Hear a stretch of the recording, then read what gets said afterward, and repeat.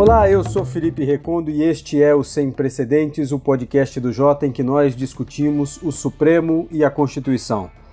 Na semana passada nós fizemos uma pausa e retomamos agora, e por isso com muitos assuntos a tratar neste episódio. O primeiro deles, mais importante na nossa visão, a decisão do ministro Ricardo Lewandowski de paralisar mais uma vez o julgamento sobre competência da Justiça Militar para julgar crimes cometidos por militares no exercício de atribuições subsidiárias como operações de garantia da lei e da ordem ou de combate ao crime. Essa ação direta foi proposta pela Ordem dos Advogados do Brasil contra uma visão considerada pela OAB mais expansiva da competência da Justiça Militar e estava sendo julgada no plenário virtual. Lewandowski já havia pedido vista, devolveu agora o seu voto vista e destacou o tema.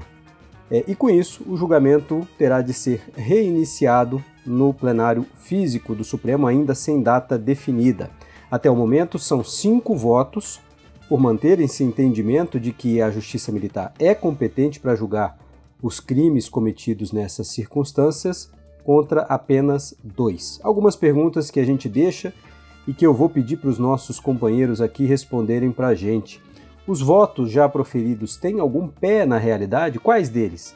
E como os ataques golpistas do dia 8 de janeiro interferem nessa decisão? Depois, nós temos outros tantos assuntos. Nós vamos falar da decisão do ministro Gilmar Mendes, que suspendeu as ações contra os decretos do governo Lula sobre armas. Vamos falar também sobre a decisão do TSE de usar a chamada minuta do golpe no processo contra Bolsonaro, lá no Tribunal Superior Eleitoral. E também uma decisão do Supremo sobre linguagem neutra nas escolas e, claro, também sobre a decisão da semana passada, mas que ainda reverbera e vai reverberar nas próximas semanas, sobre coisa julgada em matéria tributária. Nosso time completo do Sem Precedentes, Diego Werneck, do INSPER, Tomás Pereira, da FGV Direito Rio e Juliana Cesário Alvim, da UFMG. E eu começo por você, Juliana. Justiça Militar é um assunto que a gente já vem tratando aqui há muito tempo e você estuda e se debruça sobre isso com muito cuidado, então queria te ouvir sobre o que aconteceu nessa semana, que foi o ministro Lewandowski devolver a vista, e aí, com um placar de 5 votos contra 2 contra a tese que ele defende, ele destaca o processo. O que nós podemos entender de todos esses movimentos, dos votos já proferidos, e o que você espera pela frente desse caso? Olá, Recondo, Diego, Tomás. Pois é, essa é uma das várias ações sobre competência da Justiça Militar que estão pendentes já há vários anos no Supremo, né? Essa trata especificamente sobre a atuação dos militares em funções subsidiárias, como você mencionou, e esse caso ele já vem aí se desenrolando desde 2018, e é interessante pensar também como é que os cenários vão mudando ao longo desse tempo, né? Então, a primeira rodada de decisão sobre esse caso é em 2018, existe um pedido de vistas do ministro Barroso, é devolvido em 2021, uma segunda rodada e interrompido por um pedido de vistas do ministro Lewandowski, devolvido agora, né? E os votos, eles não necessariamente vão refletir essas mudanças, né? Os votos que foram apresentados dessa vez no plenário virtual são os mesmos que já tinham sido apresentados antes, então do ministro Marco Aurélio já aposentado como relator, favorável à manutenção da competência da Justiça Militar, né? Acompanhado pelo ministro Alexandre de Moraes, que também fez o seu voto com suas razões, assim como o ministro Roberto Barroso, os dois que já tinham apresentado os votos. Foram acompanhados pelo ministro Luiz Fux e pelo ministro Dias Toffoli, que não deram razões separadas, né? E na divergência já estava o ministro Fachin, foi acompanhado então pelo ministro Lewandowski, que trouxe aí novas razões. Então, acho que tem vários elementos para a gente observar nesse caso. Tem essa questão do procedimento que você destacou, né? Um caso que vai para o plenário virtual, devolvido por um ministro, e esse mesmo ministro reinterrompe o julgamento na véspera da finalização da sessão, quando quase se formava uma maioria no sentido contrário à posição defendida por ele. Então, eu acho que esse é um elemento que a gente pode explorar, essa dinâmica. e a própria dinâmica dos votos, né? O conteúdo dos votos, o que aparece ali. A gente já tinha comentado isso, os votos do ministro Marco Aurélio muito favorável à Justiça Militar, ele inclusive afirma que retirar essa competência da Justiça Militar, lembrando aqui, né, que a Justiça Militar é uma justiça cheia de peculiaridades, é uma justiça formada por militares da ativa, e que é regida por normas específicas como o Código Penal Militar e Processo Penal Militar de 69, né? Então o ministro Marco Aurélio diz que retirar essa competência da Justiça Militar implicaria rebaixar o papel do Poder Judiciário, desse ramo do Poder Judiciário, etc. O ministro Alexandre de Moraes ele vai se apegar no fato de que essas são atividades que são desempenhadas em missões de paz no âmbito das Nações Unidas e que, segundo esse regramento, os militares vão ser julgados pelos seus países de origem, então que existe um paralelismo nisso. O ministro Roberto Barroso ele vai enfatizar a excepcionalidade da justiça militar, mas vai considerar que, no caso brasileiro, não haveria motivo para se preocupar, né? Então, a meu ver, ele não encara essa excepcionalidade na prática, né? E a ordinariedade da utilização de militares para funções, por exemplo, de segurança pública e coisas do tipo, e também não encara como a justiça militar ela se organiza e atua, embora ele traga aí o posicionamento de diversos organismos internacionais. Aí a gente pode falar mais dos votos que se posicionaram contrariamente, né, a essa expansão da justiça militar. Juliana, então, uma pergunta que eu deixei aqui em aberto no começo, que era que voto que você acha que tem mais pé na realidade, diante de tudo que aconteceu, de tudo que a gente já viu no país, de como funciona um pouco a justiça militar também? Você diria que, por mais que tenha tido essa... A gente pode falar talvez de estratégia do ministro Lewandowski, o voto dele está mais amparado no que você vê de realidade no país? Eu acho que diferentes votos lidam com a realidade de maneira diferente, né? O voto do ministro Fachin, ele já trazia essa excepcionalidade da justiça militar, né? E o uso progressivo das Forças Armadas para essas funções que não são funções típicas, né? Ele lida, por exemplo, também com a preocupação dos órgãos internacionais de direitos humanos com a existência e a expansão de justiças militares. Mas o voto que mais lida com a conjuntura, digamos assim, é certamente o voto do ministro Lewandowski, que é o voto que foi proferido agora, né, essa semana, pela primeira vez, em que ele vai, inclusive, fazer menção a episódios, ele cita um episódio em 2019, em que ele diz que as próprias atividades do Supremo Tribunal Federal foram severamente cerceadas, porque foi imposto uma GLO em razão da reunião, né, dos BRICS, e que, segundo ele, né, mediante uma simples canetada do chefe do Poder Executivo, toda a capital da República ficou durante 5 dias sob a jurisdição da justiça castrense. Então ele está preocupado com esses acontecimentos recentes e com essas consequências, né, para os poderes instituídos. Então esse é um voto que tá ali bem preocupado com o calor do momento, né, diferentemente dos outros que não estão lidando com essas questões. Diego, queria ouvir você também sobre esse assunto, também sobre o procedimento do ministro Lewandowski, o que a gente espera aí desse caso. Felipe, eu achei interessante uma coisa do voto do ministro Lewandowski que tem a ver com... Tem que haver algum controle. Acho que, no fim das contas, o ministro Lewandowski está apontando isso, que é muito importante quando se trata de, como a Juliana ressaltou, algo que é excepcional. A competência militar ela tem que ser excepcional. Portanto, né, ela tem seu lugar, tem que ser definida em lei, mas ela não pode ser tão abrangente a ponto de incluir qualquer coisa. O ministro Lewandowski, acho que parte desse ponto que parece fundamental, né? Você pode ter definições mais ou menos amplas, mas você deveria se perguntar se a sua definição não está deixando isso carente de controles. Então, deixa eu tornar isso mais concreto, né? O 124 da Constituição diz que vão ser crimes de competência militar, os crimes militares conforme definidos em lei. O 142 tem lá a descrição do que é, né, as tarefas das Forças Armadas, para que elas podem ser utilizadas. O que me parece que vários ministros que estão na maioria acabam fazendo, não todos, né, mas o ministro Marco Aurélio é um exemplo disso, é fazer uma interpretação mais expansiva possível do 142, dizendo se está mais ou menos ali, é função militar, logo o legislador pode colocar qualquer coisa na lei como sendo crimes que vão ser considerados crimes militares e de competência da justiça militar, ou, né, que atraem a competência da justiça militar. Outros ministros acabam chegando no mesmo ponto, mas com posições um pouco mais restritivas. O ministro Barroso, por exemplo, vai tentar traçar uma distinção dizendo, olha, segurança pública não é de natureza militar, mas no fim das contas ele mesmo vai dizer que quando os militares são chamados para isso, né, para essa atuação, equipara-se a uma tarefa militar. E eu acho interessante aí duas coisas que eu vou chamar a atenção só. Primeiro que tem um ponto de disputa dos ministros que é interessante, que é como interpretar o seguinte fato. Em algum momento, para tarefas que a polícia não consegue realizar, convoca-se as Forças Armadas para operações de garantia da lei e da ordem. Alguns ministros leem isso como o reconhecimento de que não se trata mais da tarefa ordinária da polícia, virou uma coisa de segurança nacional. É o que o ministro Marco Aurélio fala expressamente. Me parece bastante exagerado, né? Você dizer que sempre que você convoca militares para suprir, né, algo que a polícia não conseguiu ordinariamente fazer num dado contexto, aquilo se torna uma questão de segurança nacional, né? Então, de outro lado, acho que outros ministros fazem uma outra leitura, que não, o fato de ser chamado quando a polícia não consegue, só mostra que você está realizando função que é da polícia.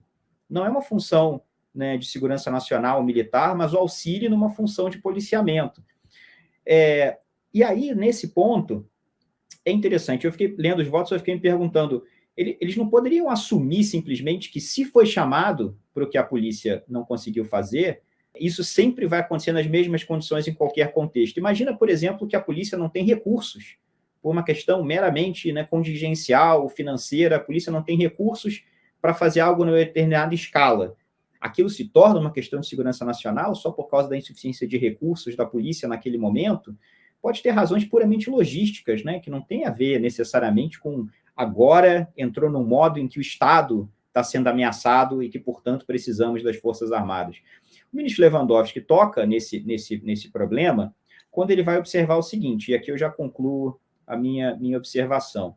Ele vai dizer justamente porque essas forças do Exército, as Forças Armadas, podem ser convocadas para auxiliar em tarefas de policiamento por uma série de razões diferentes que ficam a critério, muitas vezes, do Executivo, né? A gente não poderia, então, dar uma carta branca. A gente não poderia, então, dizer, bom, então, o legislador define o que quiser como crime militar, o legislador diz se é GLO, está dentro da competência militar, e o presidente faz GLO quando quiser. Acho que o ministro Lewandowski está apontando uma coisa importante, que é das duas uma. Ou a gente, então, controla quando você pode ter GLO, ou a gente controla quando o legislador vai dizer que é a competência da justiça militar. O que não pode é você somar as duas coisas e dizer o legislador cria o que quiser, coloca GLO, e aí se chama GLO para o que quiser. Claramente, GLO vai poder ser utilizado em cenários em que não necessariamente é óbvio que a natureza da função do que está em jogo é militar. Tomás, e você? O que você acrescenta a essa discussão? Eu chamaria atenção, digamos assim, para essa distinção que parece ter entre argumentos, que parecem ser argumentos que são substantivos e contextuais, né, focados na realidade, como tem sido utilizado o GLO no Brasil, como isso tem acontecido, problemas que podem vir a ter no futuro na utilização desse instrumento, e argumentos que às vezes parecem ser formais, né, que tem a ver com uma visão, às vezes, né, digamos, restritiva de certas compreensões sobre foro que aparecem também nesses votos, né? Então, apareceu uma analogia interessante com a maneira como o Supremo vem interpretando o foro por prerrogativa de função, né? Em que o foro por prerrogativa de função vem sendo interpretado restritivamente, como apenas, não basta ser um deputado, né? Não é a questão de você estar no cargo, mas você tem que estar exercendo especificamente um tipo de função que tem relacionada a ele. E essa analogia seria no caso dos militares. Então, por que eu estou chamando a atenção para isso?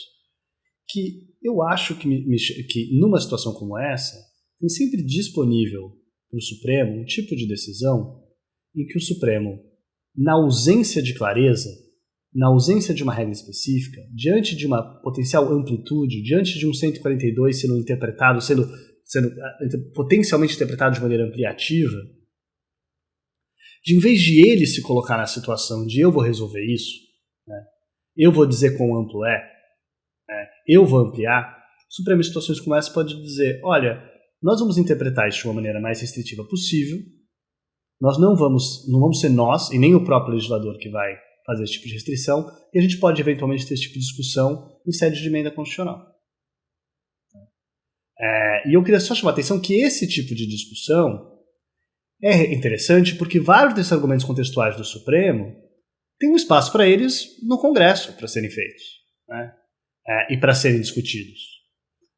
Não que não exista controle de emenda no Constitucional do Brasil, não é isso que eu estou falando, mas eu acho que às vezes parece que o Supremo talvez possa, em situações como essa, simplesmente dizer, olha, eu vou interpretar isso de maneira restritiva por elementos como controle é um valor importante, em vez de eu vou resolver o problema. Eu vou dizer agora, eu vou não só às vezes dizer que pode da maneira mais ampla possível que é um problema, ou então vou eu criar todas as distinções possíveis e antecipar o que pode acontecer, o que não pode acontecer. Me parece que o Supremo se coloca numa situação que às vezes é, de novo, de resolvedor desses problemas, que depois cria outros problemas para o Supremo, né?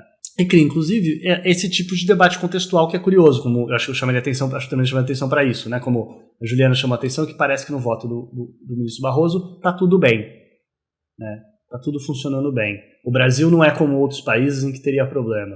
E parece que em outros votos a gente vê o Supremo pegando e decidindo se não está tudo bem, nós temos problemas, parece que não está tudo bem aqui. Será que esse tipo de discussão sobre se está tudo bem ou não está tudo bem não faria mais sentido isso ser motivos para a gente discutir eventuais interpretações ampliativas ou restritivas dessas regras, que talvez seja melhor cobrar que o legislador especificamente decida sobre isso? E talvez esteja disponível para o Supremo votos que são mais restritivos e que se colocam como votos formais. Sejam dizendo, olha, a gente vai interpretar de uma maneira restritiva essa regra, como, de novo, como o Supremo fez em outras questões, como o Supremo já fez em outros temas em que o Supremo simplesmente diz, olha, a gente não vai presumir ou a gente não vai permitir nenhuma forma de expansão que não seja da maneira mais expressa, específica, tácita e pelo mecanismo, digamos, legislativo mais restritivo possível. Mas, Tomás, eu acho que com relação à discussão de fundo, e eu acho aí que tem uma dimensão que permite uma atuação mais firme do Supremo com relação a isso,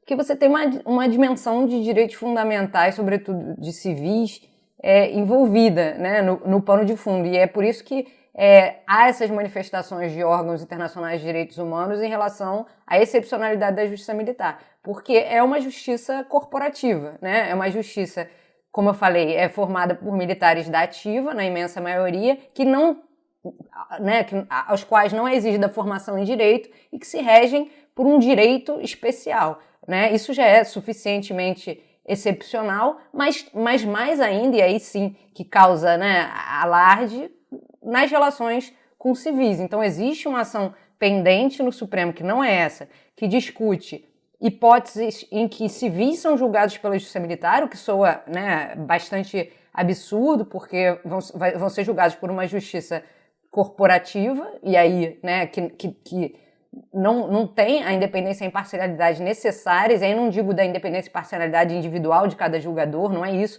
mas objetivamente, institucionalmente, é uma justiça que, de alguma maneira, inclusive, está vinculada ao Poder Executivo, porque militares da ativa estão subordinados, né, ao presidente da República, membros das Forças Armadas.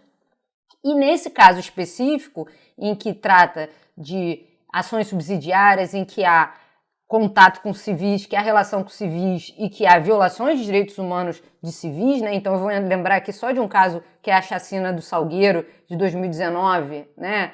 Que foi cometida em boa medida por membros do Exército no Rio de Janeiro e que não foi solucionada. Então há uma grande preocupação nesses casos com impunidade, né? E com repetição de violações de direitos humanos por membros das Forças Armadas que não são julgadas e punidas de maneira adequada em razão desse caráter corporativo da justiça militar. Então acho que esse é o grande pano de fundo dessa ação, né? Essa expansão permitir violações de direitos humanos e quebras aí de independência e imparcialidade que não vão permitir um tratamento judicial adequado desses casos que são muito sérios e que a gente viu acontecer de muitas maneiras quando houve e quando há essa atuação de Forças Armadas na segurança pública. E Juliana, esse cenário que você descreveu, né, talvez seja uma das coisas que envelheceram pior no voto do relator, do ministro Marco Aurélio, né? Ele diz lá, não devemos presumir o extravagante, não devemos presumir que a justiça militar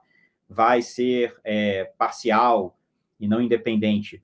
Ora, o que os últimos anos mostraram, né, para quem estava assim, acompanhando minimamente, é a dúvida que surge, né, com relação a várias virtudes institucionais atribuídas às Forças Armadas e que foram minadas, né, em termos da percepção pública do que a gente viu em termos de comportamentos das Forças Armadas quando tinham que lidar com desvios, talvez, dos seus próprios integrantes. Eu vou dar um exemplo aqui, no caso do general Pazuello, né?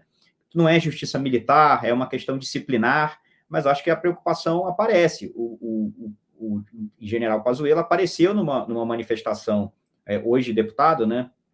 Mas na época general, e que ocupou o Ministério da Saúde, apareceu na manifestação política, né, do presidente Bolsonaro, num comício, né, num evento político, claramente, e o Exército considerou que não havia infração ali qualquer, né? Isso foi bastante polêmico na época, e dificilmente dá para dizer que isso não é uma decisão que coloca a pergunta, né? Existe capacidade, né, plena das Forças Armadas de, em qualquer circunstância, em qualquer situação, serem os melhores aferidores da responsabilidade da conduta de seus próprios integrantes? Então, novamente, isso não é argumento contra a justiça militar.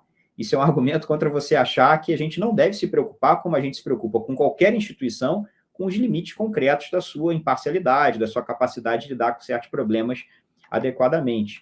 Então, eu diria que, né, o cenário hoje é um cenário de que essa pergunta permanece, né, permanece em aberto.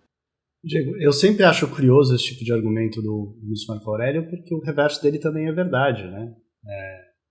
Se é verdade que não deve se presumir essa excepcionalidade que o ministro Marco Aurélio está falando, e a gente não vai entrar nem aqui no mérito, como a gente falou, a gente pode sim questionar o grau de eficiência e o grau de corporativismo nessa justiça, mas os argumentos para a expansão, com frequência, são quase como se fosse necessária essa proteção a esses militares de se submeterem à justiça comum, como se a justiça comum fosse, de alguma maneira, persegui-los, ou tratá-los com injustiça, ou tratá-los de uma maneira mais dura. E eu só chamaria atenção para isso. Eu acho que isso volta à questão, assim, acho que primeiro não tem por que ter essa presunção em nenhum lugar. E em não tendo por que ter essa presunção, acho que isso está relacionado a um argumento de não tem por que existir qualquer tipo de interpretação ampliativa dessa permissão excepcional. A permissão excepcional pode ser interpretada restritivamente, no limite da sua necessidade, até porque do outro lado desse limite, né, quando você cruza essa linha, não é que essa pessoa passe, então, justiça militar ou submetida a um sistema problemático, injusto, persecutório. Não, é justiça militar, e se não for justiça militar? É justiça comum, com todas as garantias, devido processo legal, né? Acho complicado esse tipo de argumento, porque parece que eu acho que ele pode ser facilmente invertido, e eu não acho que tem um bom argumento contrário quando se salienta, se demonstra que na verdade o que existe é uma inversão, na verdade. E Tomás, para além da camada da presunção, que eu concordo com o que você falou, existe a camada do contrafactual, né? Você dizer que você não pode presumir coisas que você está verificando na realidade. Então, eu acho que isso aparece em vários votos, né? Desconsiderar a realidade concreta, que é uma realidade que se opera uma lógica de impunidade. Ainda que a presunção tivesse correta, ela talvez tenha sido já derrubada, enfraquecida, né? Eu queria pedir uma ajuda para vocês para entender como isso se conecta, e foi toda essa discussão nesses últimos dias, com os acontecimentos do dia 8 e o foro competente para julgar a eventual responsabilização de militares pelos atos golpistas. E aí eu queria dar um pontapé aqui e jogar para vocês, e aí vocês decidam aí quem que começa, mas me parece até um pouco ainda muito cedo para falar sobre quem vai ser responsável por cada um dos julgamentos de cada uma desses atores, porque também vamos depender das circunstâncias, né, de cada fato. Então haverá certamente militares que vão ser julgados só pela justiça militar, porque o crime é exclusivamente militar, se cometido ali no dia 8 por exemplo, não obedecer a uma ordem do seu comandante. Mas há casos em que a gente vai poder ver militar, por exemplo, sei lá, paisana que invadiu o Palácio do Planalto. Esse cara não vai ser julgado pela justiça militar, porque a conduta dele vai ser uma espécie de teoria dos conjuntos e ver onde cada um está. Então vai depender muito da circunstância de cada fato, né? Mas eu queria ouvir vocês sobre isso, sobre essa competência que nós, né, Diego, já escrevemos sobre o ministro Alexandre, uma competência que parece universal, mas assim, para a gente ver qual é a ligação dessas duas coisas. Diga, Tomás. Não, eu só ia... O seu exemplo as dois podem estar no mesmo ato, né? Pode. Militar nativa... Pode. Então, que desobedece a ordem e deixa o militar fora da ativa. Então, isso pode acontecer assim na mesma cena, assim, um deixando o outro fazer. Então, por isso que é difícil a priori a gente definir, vai ser isso, vai ser aquilo. Depende. Da mesma forma que como a gente já discutiu aqui, é terrorismo o que aconteceu?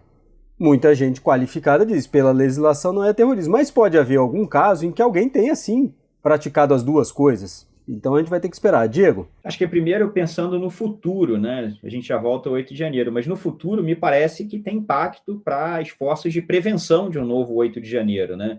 Uma das grandes questões tensas do 8 de janeiro era se tivesse convocado as Forças Armadas ali, feito uma GLO ad hoc para tentar de alguma forma controlar a confusão, né? Acabou não acontecendo, sabemos, e provavelmente por boas razões, dada a incerteza com relação ao que isso poderia contribuir para a confusão.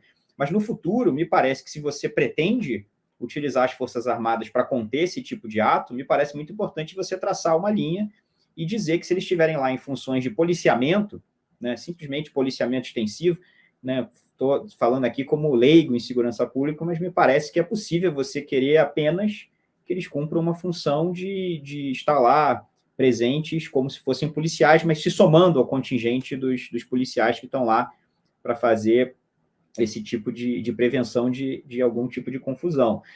É importante saber que eles não vão ser julgados, né, indiscriminadamente, não importa o que façam, pela justiça militar. Agora, com relação ao passado, aí eu acho que você tocou num ponto muito importante, Felipe.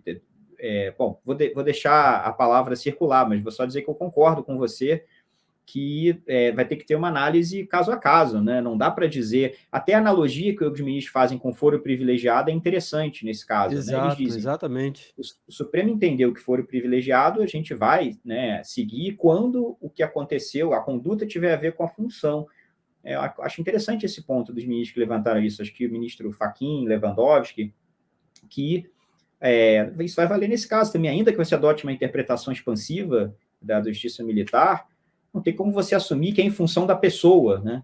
A pessoa é militar, a pessoa estava numa GLO, qualquer coisa que tenha sido feita ali, inclusive uma tentativa de golpe de Estado, né? Supondo que algum militar, hipoteticamente, no futuro pode acontecer, tomara que não, mas assim, supomos que algum outro indivíduo enlouquecido no 8 de janeiro tenha participado desses atos, como você descreveu, não está lá como militar, né? Pode ser que esteja, mas é possível que você diga que... pode ser que esteja nas duas também, né? Cometeu um crime pelo Código Militar por uma determinada circunstância e tem invadido um prédio público para destruir, é outra coisa. Agora, o que a gente tem que evitar, me parece, é a situação bizarra de um militar, numa situação como essa, se junta aos manifestantes, ele estava na GLO, ele se junta aos manifestantes e ele vai ser julgado como militar, porque ele estava ali na função e natureza militar. Isso é absurdo, né? Isso não poderia acontecer. E aí com risco de decisões conflitantes. Diga, Juliana. Não, o que eu ia falar é que isso é uma coisa que aparece nos votos do Fachin e do Lewandowski, como o Diego falou, mas que aparece também no voto do ministro Marco Aurélio de maneira diferente, né? No voto do ministro Marco Aurélio, se a atividade, a função, se tiver militar, é militar. E o que o Lewandowski e o Fachin estão preocupados não importa o rótulo, você pode dizer que é militar, mas a justiça militar não cobre qualquer coisa remotamente vinculada a atividades militares, ou se você chamar uma atividade que tradicionalmente não é militar, como de policiamento de militar, isso não torna ela uma atividade militar, né? Ou vacinação, que é o exemplo que o Lewandowski usa também. Exatamente. E urnas, né, TSE, ajudar nas eleições, ele fala isso, não tem atividade que seja mais civil do que organizar eleições, e chamar aquilo de uma atividade militar não torna ela militar. Mas o que eu ia falar é que a questão do 8 de janeiro, né, é interessante que não aparece nos votos. A gente está aqui fazendo as conexões, aparece talvez no timing, né, e nesse novo pedido de destaque, aparece talvez na dinâmica, mas não aparece nos votos, né? Vai aparecer, né? Mas acho que é seguro que vai aparecer quando for julgado em plenário, né? Você não acha? Eu acho. Eu acho que esse direcionamento ao plenário talvez tenha a ver com essa conexão entre os casos, né? Que os casos não estão separados. Mas até é interessante porque eu imaginei que nessa nova rodada isso poderia estar colocado nos votos e não teve até agora, né? Gente, vamos lá para a nossa rodada final, para a gente escolher um fato, uma decisão, uma personagem da semana. Eu queria começar aqui aleatoriamente pelo Diego. Diego, o que você destacaria, tirando isso que nós já mencionamos aqui? A gente tem um monte de coisa ainda que a gente poderia destacar. O que você destaca? Bom, agora a gente vai passar muitos episódios voltando a questões que têm a ver com a responsabilização, né, de integrantes do governo Jair Bolsonaro, incluindo o próprio presidente Jair Bolsonaro.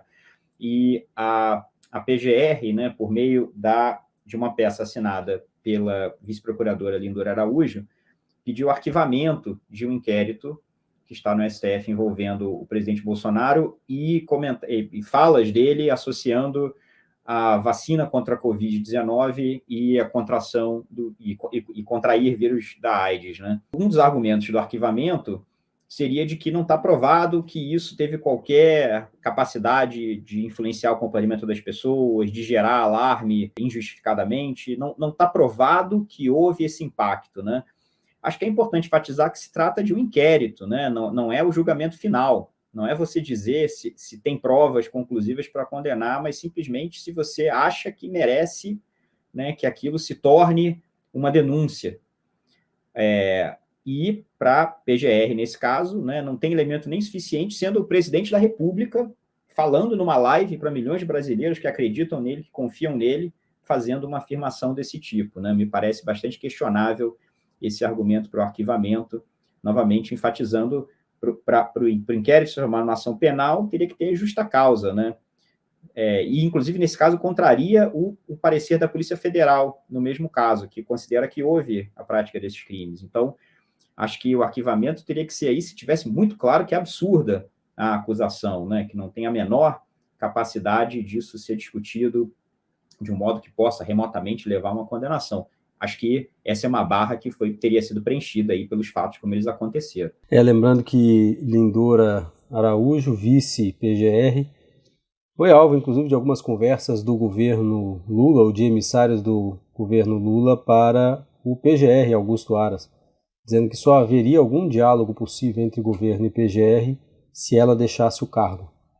Vamos ver o que isso vai gerar daqui até a saída de Augusto Aras da Procuradoria, se isso vai acontecer ou não vai.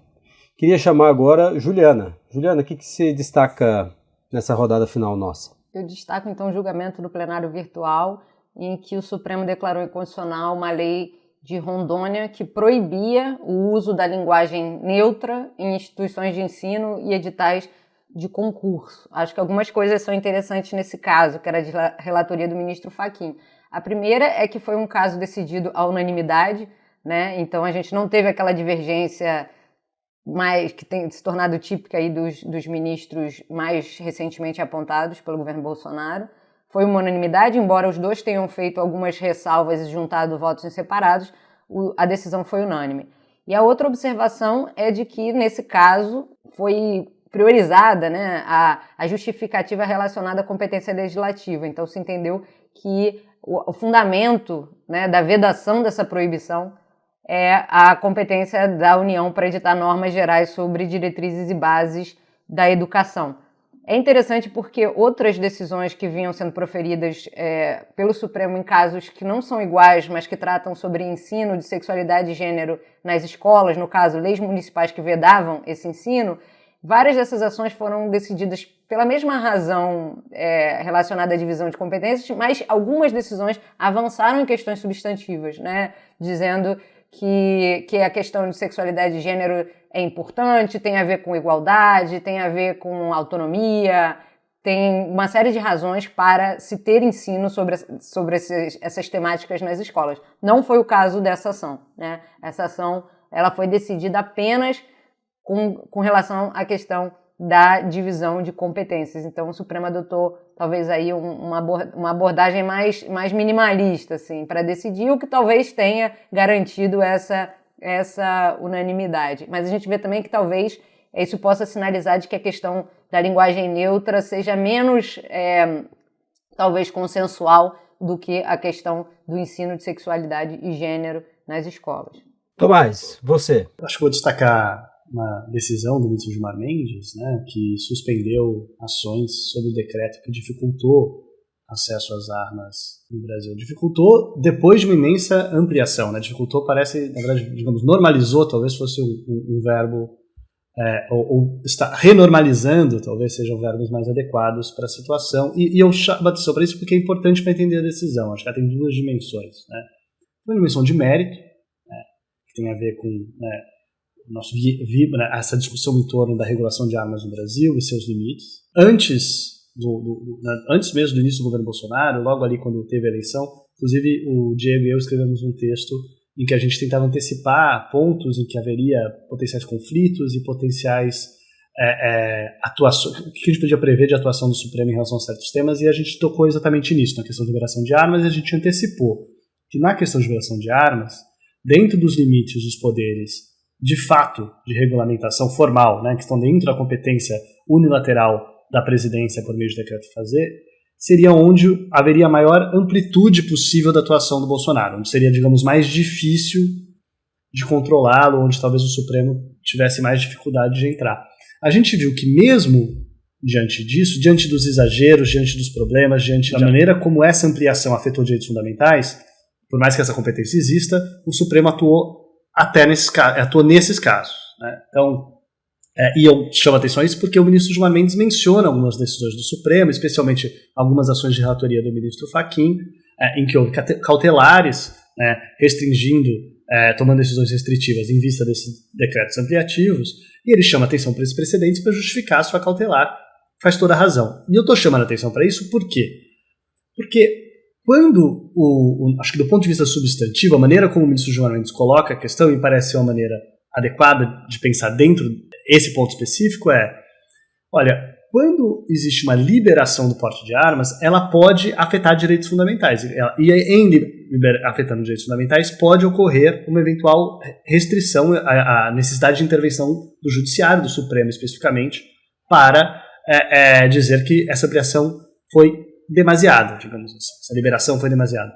No caso de decretos restritivos, além disso estar, de maneira geral, dentro do poder de regulação, né, formal do presidente, não existe um direito fundamental do outro lado. Não existe no Brasil um direito fundamental a ter armas, né? Essa é uma discussão que existe em alguma medida nos Estados Unidos, por exemplo, onde se discute a existência de um direito fundamental constitucional à propriedade, à posse de armas, que no Brasil esse direito não existe, não se coloca, né? E não se colocando, a gente está simplesmente dentro da esfera de atuação de regulação do presidente, a favor de direitos fundamentais, não contra, mas especialmente não seria provavelmente nenhum caso de um potencial choque em que o Supremo teria que atuar, em que haveria, digamos, algum tipo de proporcionalidade ou algo do tipo. Então acho que isso é importante no ponto do mérito. No ponto formal, eu chamaria a atenção que me parece que o Supremo, de maneira geral, e o ministro Gilmar Mendes, de maneira específica, não tem muita simpatia a juízes individuais pelo Brasil em ações pontuais, dando liminares que suspendem decretos nacionais ou que afetam políticas públicas nacionais. Eu acho que isso é um problema que ele enfrentou, inclusive, na vida dele, inclusive como AGU, né? Ele foi AGU no governo FHC, e ele próprio teve que lidar como AGU com essas ações, com esses juízes pelo Brasil dando ações que afetavam as políticas públicas. Ele foi atuante, inclusive, na promulgação, na redação e promulgação de leis como a lei da DPF, né, a lei da ADC, que são leis, nesse caso específico a gente está diante de uma ADC, diga-se de passagem, que foram colocadas exatamente para lidar com esse problema, né, com a possibilidade de uma decisão do Supremo afirmando a constitucionalidade, ou pelo menos a presunção de constitucionalidade dessa norma, reafirmando ela, suspendendo essas ações, impedindo essas liminares. Então me parece que também tem uma coerência aí com o tipo de atuação do Supremo, que é sempre importante ter em vista, né? É comum o Supremo, de maneira geral, e ministros de maneiras específicas, que por mais que eles achem que eles próprios individualmente, né, não vão nem colegiadamente, eles próprios individualmente podem dar ações, podem dar cautelares em ações que às vezes afetam políticas públicas nacionais, né? Isso não significa que eles são simpáticos a quando juízes individuais pelo Brasil façam isso e de maneira desordenada, alguns concedendo, alguns não concedendo. Então eu diria que tem esse elemento de coerência, uma visão do sistema e dos poderes do Supremo, com a própria existência da DC, mas tem uma questão de mérito aí que é importante a gente ter em vista, porque esses casos vão ser julgados no mérito no futuro e é importante a gente considerar isso. Maravilha, gente. Deixa eu só dar o meu pitaco aqui, porque teve o caso de julgado no Supremo há alguns dias sobre coisa julgada em matéria tributária, especificamente sobre CSLL. O Supremo decidiu que, mesmo com ações transitadas em julgado, se houver decisão do tribunal declarando inconstitucional a tal lei ou constitucional a lei, essa decisão transitada em julgado perde efeito diante da decisão do Supremo. E agora a gente está vendo uma situação um pouco sui generis. O Supremo decidiu não modular os efeitos dessa decisão, assim as empresas teriam de pagar esse tributo lá do passado, esse estoque que não foi pago, e o Congresso Nacional está discutindo um projeto para que o Congresso Nacional module os efeitos da decisão. Então vai ser algo para a gente ficar de olho para as próximas semanas, para saber onde isso vai parar, ou se o Executivo acha uma solução, uma transação, por exemplo, com essas empresas, para que haja um pagamento dessa conta gigantesca de uma outra forma, mas algo para a gente ficar de olho. Congresso Nacional modulando efeitos da decisão do Supremo Tribunal Federal. Mais uma vez, Juliana, Diego, Tomás, obrigado. E a gente volta no próximo episódio do Sem Precedentes. O Jota desenvolveu uma plataforma inteligente para quem trabalha com política. Agora ficou mais fácil antecipar cenários, ficar por dentro dos bastidores políticos e utilizar as nossas ferramentas inteligentes de análise de dados para ter mais previsibilidade institucional nos 3 poderes. Tenha acesso aos nossos alertas e apostas da semana, análises políticas exclusivas e reuniões com os nossos especialistas, relatórios especiais, ferramentas de inteligência artificial e eventos exclusivos com as figuras mais importantes da política nacional. JProPoder, a plataforma número 1 de relações governamentais no Brasil.